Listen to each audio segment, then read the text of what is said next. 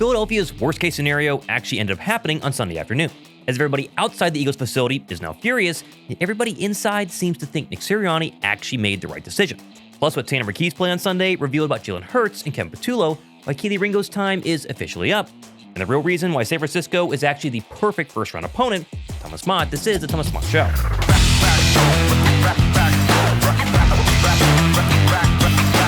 There was one scenario in Philadelphia entering Week 18 that just couldn't happen.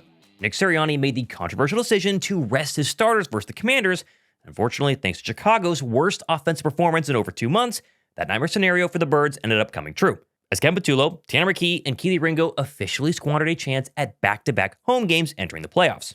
Although, if we're all really being honest this morning, Philadelphia's new path towards a third Lombardi trophy might be a lot easier than we all originally thought. First, though, the giveaway for this week is backed by popular demand because a lot of you guys have been asking for the Wave 1 Sports Birds apparel hoodie here, the Nike one. I have this one in white. I'm going to give away this bad boy later on this week to one of you subscribers down below who drops a like in today's video and comments "Go Birds" in the comment section.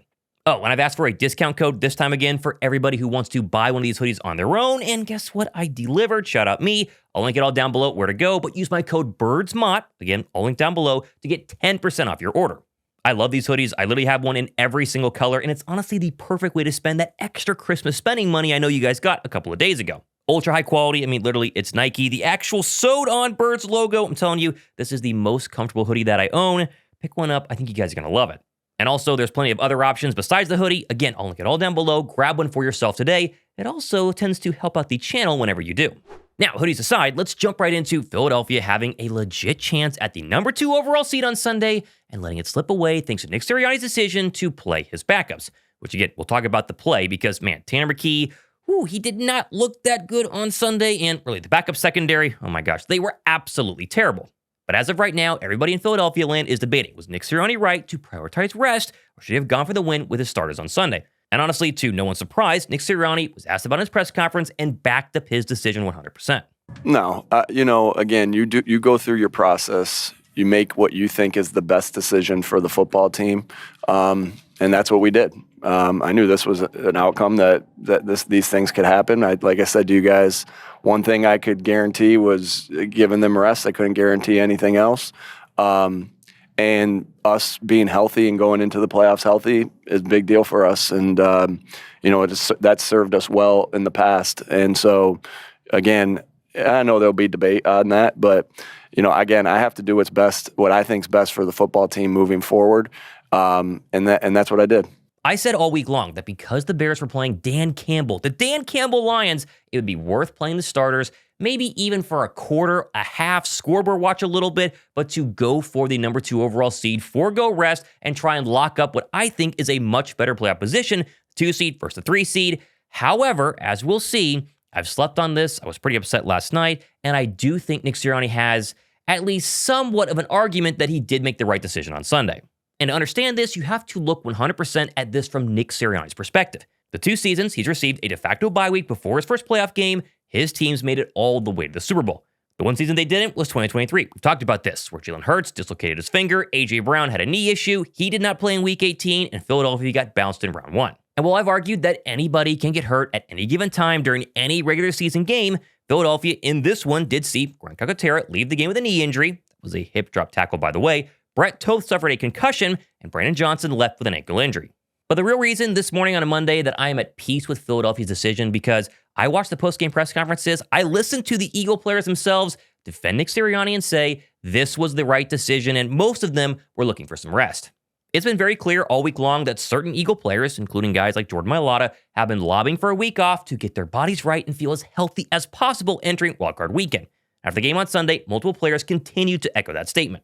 I think everybody is different. Some guys needed the rest, some guys didn't. I think it just depends on who the player was. You play the what-if game. I mean, yeah, when the Lions win, when you're on the sideline, man, I wish I would have played, but you ain't going to know that. I'd rather have a week of rest and let my body, recover than go out there and be in a dogfight, and then feel bad going into a playoff game. So Philadelphia is now also, according to reports, expected to get back Lane Johnson and Nakobe Dean this coming week, which means 21 of their original 22 starters on offense and defense entering the season will be as close to 100% as possible for round 1 of the playoffs.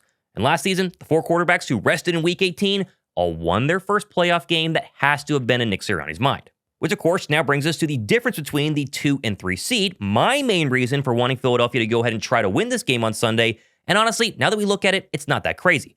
Philadelphia went from potentially facing a very banged-up Packer defense with a very hot and cold quarterback in Jordan Love to facing now a banged-up 49er defense and a very hot and cold quarterback in Brock Purdy. So the Packer players got their own week of rest in Week 18, while San Francisco starters played an absolute dogfight and lost this past Saturday, must now travel completely across the country to take on Philadelphia at the Linc. And George Kittle, for instance, spilled the beans over the weekend. They clearly wanted the Rams to lose the game this past Sunday. That way they avoided Philadelphia in round 1. That's horrible. I hate that. I hate losing. I hate losing to the Seahawks. But, hey, we get to play football next week, and whoever it is, whenever what happens, go Cardinals. So, no, my confidence is the exact same. I'm looking forward to whoever we play. Let's go Buddha and Trey McBride. And it wasn't just George Kittle wishing to avoid Philadelphia in Week 1. How about an NBC Sports and San Francisco host, Bonita Hill, tweeting after the game on Sunday, quote, "Worst possible matchup for this version of San Francisco. I'd be surprised if they left Philadelphia with a win." And of course, I'll talk a lot more this week about the 49ers as a whole, but this right now is a football team with 2 extremely bad young cornerbacks, no Nick Bosa, no Fred Warner, the worst receiving core they've had in years, and a Kyle Shanahan offense that just scored 3 points in a winner-take-all de facto home playoff game this past weekend against the Eagle defensive equivalent in the Seattle Seahawks. When it comes to being the 2 seed or the 3 seed, if you take all the emotion of yesterday's loss out of it, it really doesn't matter. Philadelphia, if they cannot beat the 49ers in Philadelphia at home this coming weekend, it wouldn't matter if they played the Packers in round 1 or the Rams in round 1 or the Bears or Seattle or anybody. They have to win on Sunday. If they do that, I think they can get on a run. And the Eagle players post-game yesterday, they tend to agree. With the Bears losing today and you guys having a chance to move up to the 2 seed, if you would have won, how much does today feel like a missed opportunity? We don't care what the path is. Let's just go out there and play our brand of football. I just know that, man, we got an opportunity of a lifetime right now. Thankful that we, like I say, we in this postseason, and we don't have to go through we got to go through them tough games, tough teams. It's a bunch of them this year, and we just got to make sure we bring it. It's about us at the end of the day. We got to make sure we prepared, and then get ready to put it on film out there next week. Plus, a little extra factor here, the game is now officially the 4:30 Sunday afternoon matchup, meaning Philadelphia avoids the monsoon of rain in the area expected the previous day on Saturday, and instead we'll have very clear skies, very similar to the Eagle-Packer 2024 wildcard game, where Philadelphia came out and won to advance to round 2. Plus, one final thought about the playoff path that I think is really important, Philadelphia could still easily host a second playoff game at the Linc, as Chicago could easily lose to their division rival in the Packers in round 1, to send the winner of the Rams and Panthers to Philadelphia once again, with the ultimate best-case scenario of Seattle losing the divisional round, allowing the Birds to host the NFC Championship game for a second straight season. I personally, don't get me wrong, I'm still upset Philadelphia was that close to the 2 seed and squandered the opportunity to guarantee, right? I mean, all the scenarios out there, guarantee 2 straight playoff games at home, but in the end, I'm at peace with it because Philadelphia has to win 3 playoff games no matter what, whether they were the 2 seed, the 3 seed, the 4, the 5, the 6. You have to win 3. It starts this coming weekend, and I'm confident they can at least get the first one and hopefully snowball into maybe a deep playoff January. Oh, and also, little side note here, I've seen a ton of people complaining that Smitty got to play to hit 1,000 yards this week, while Saquon Barkley was not allowed to go for 2,000 yards, the same exact week last season in 2024. Which honestly, I have no problem with because Smitty, he needed just 44 yards, while Saquon needed over 100 yards on the ground to break that record. Plus, it was clear back then Saquon Barkley was the best Eagle player by a mile entering the playoffs. He could not get hurt. And while Smitty, no offense here, he is clearly top 5 on Philadelphia's offense, I do think there is a difference between the two. And in the end, Smitty post-game seemed very happy he at least got the chance to go ahead and get to 1,000. I just had to talk with Coach Nick, and he allowed me the opportunity to go out there and do it. And I'm grateful that he allowed me to do it. What was that conversation? It was just simple. He just asked me if I wanted to play. And I was like, yeah. We appreciate that from the head coach as well. Oh yeah, definitely great. Definitely appreciate it. You know, the relationship we have. You know, sometimes it feels like as him being the coach, he be wanting more than us sometimes. So it's great when you have a coach like that that's, you know, backing you up to complete those milestones. We were safe with him as far as what kind of routes we were running and what he was doing. And so, you know, that was something that we decided to do. And, you know, obviously you can't rest everybody. Now, of course, all that positive spin on why Philadelphia is going to be just fine as a 3 seed doesn't take away from the fact that Philadelphia's backups had a chance to win that game and they failed, starting with Tanner McKee. McKee honestly wasn't terrible. Like, he had the offense moving, at least early in the football game, but 2 empty red zone trips, one of which had an absolutely horrible throw for an interception, was really the difference in the end. Plus, despite all of that, he still had Kylie Granson wide open on 4th and 3 and just missed the tight end to go ahead and steal the Birds' fate. I still, of course, think Tanner McKee is a really good backup quarterback. I think he was fine on Sunday, but we got to remember, there were a lot of media members inside Philadelphia, also on YouTube, saying, what happens if you were to bench Jalen Hurts and put in Tanner McKee? This offense would look night and day better. I think Tanner McKee did a very good job on Sunday proving this offense is way, way, way, way better with Jalen Hurts as QB1 and not Tanner McKee. No matter how you perform, you're always just want to get one in the win column. And so immediate, let it sting for a little bit. People always say let it sting for 24 hours and then move on. So it's definitely hurting a little bit right now. And then we're just going to go watch some film, have a lot of really good things to learn from. Me specifically, of just dumb mistakes or different things that we can learn from.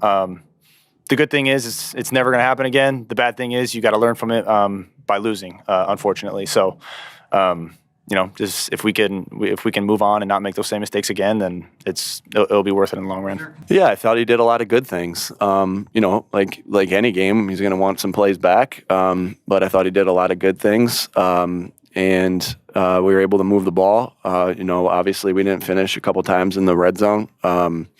For different reasons. Got to look through that and see exactly why that happened. But I thought we moved the ball up and down the field again against a well-respected opponent. I just hope some of the Hurts haters realize on Sunday just how much more Jalen Hurts elevates the Eagles' offense as a whole. I mean, for example, there were multiple times where Hurts' athleticism would have turned a negative McKee play into a positive. Plus, Jalen Hurts' red zone efficiency cannot be overstated. He is so much better in the red zone than Tanner McKee was, at least during his one start. Still, though, I couldn't help but think that Patullo once again showed that no matter who the quarterback is, his offensive system and his play calling can still be absolutely atrocious. I mean, the 2 pass attempts on 3rd and 4th and 1 in the red zone early in the game after running the ball right down the Commanders' throats made me just shake my head in disbelief.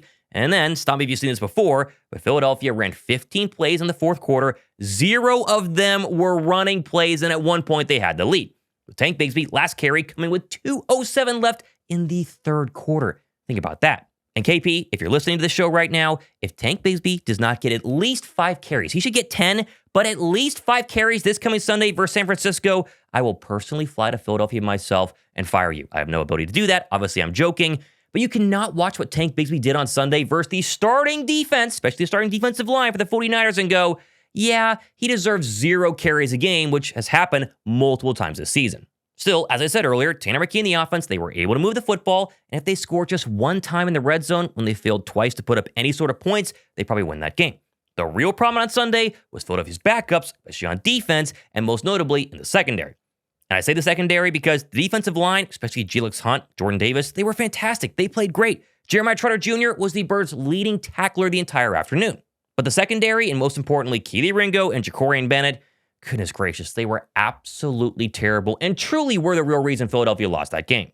Jacorian Bennett looked completely lost. He basically held on, panicked for his life any time a ball was thrown his way. And Kelee Ringo, don't even get me started. I think he really put the nail in the coffin for his future in Philadelphia. He's probably done after the season with a downright horrific performance that culminated by this decision, perfectly summing up his overall tenure in Philadelphia, turning his back on Josh Johnson, what turned out to be the go-ahead quarterback score. If you're watching the show right now, I want you to sit back in your chair, raise your right hand, and repeat after me.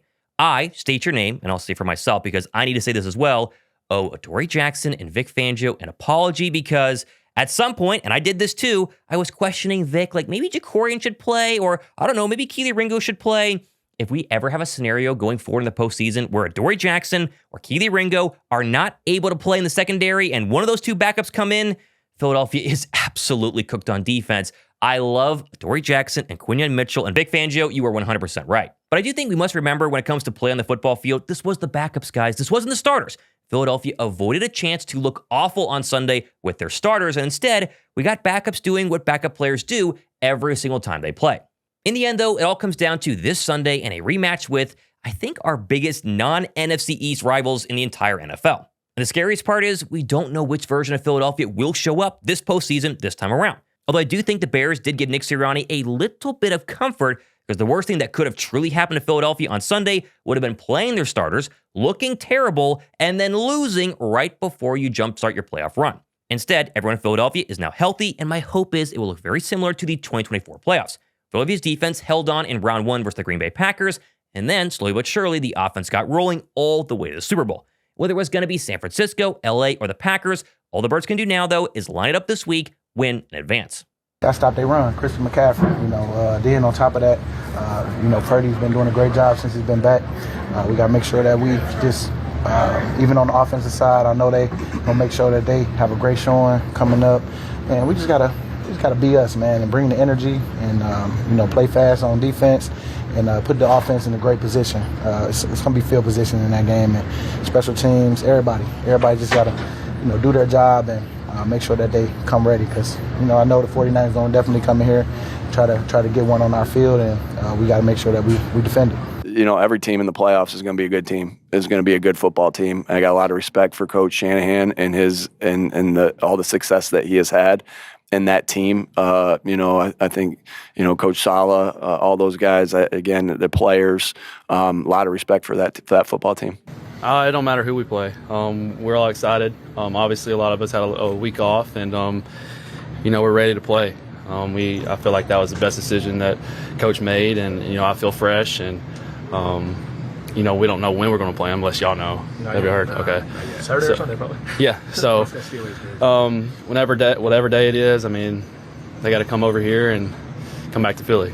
And of course, I'll be covering all week long what happens to Philadelphia at practice, who's injured, who's not, and really watching the 49ers, because they have a ton of injuries entering this week. Ricky Pearsall, some defensive players, they could be extremely banged up because they couldn't rest their starters this past week, and so we'll cover it all here in the channel. Also, we did not get to 75,000 views on my previous video. That was to go ahead and give away a second one of these Jordan Spector art pieces, but I just confirmed with Jordan Spector, more art pieces are in the mail on the way to my house, so plenty more giveaways happening. And of course, make sure you go ahead and enter the Wave One Sports Birds Nike hoodie. We'll give one of these away on the Saturday show, and pick one up yourself, 10% off this week. I got a 10% discount code. I'll link it all down below. I truly love these hoodies. They're absolutely fantastic, and trust me, you guys will as well. I'm Thomas Mott, disappointed, but also ready to go for the playoffs. Let's go win a playoff game on Sunday versus the 49ers. This has been Thomas Mott Show.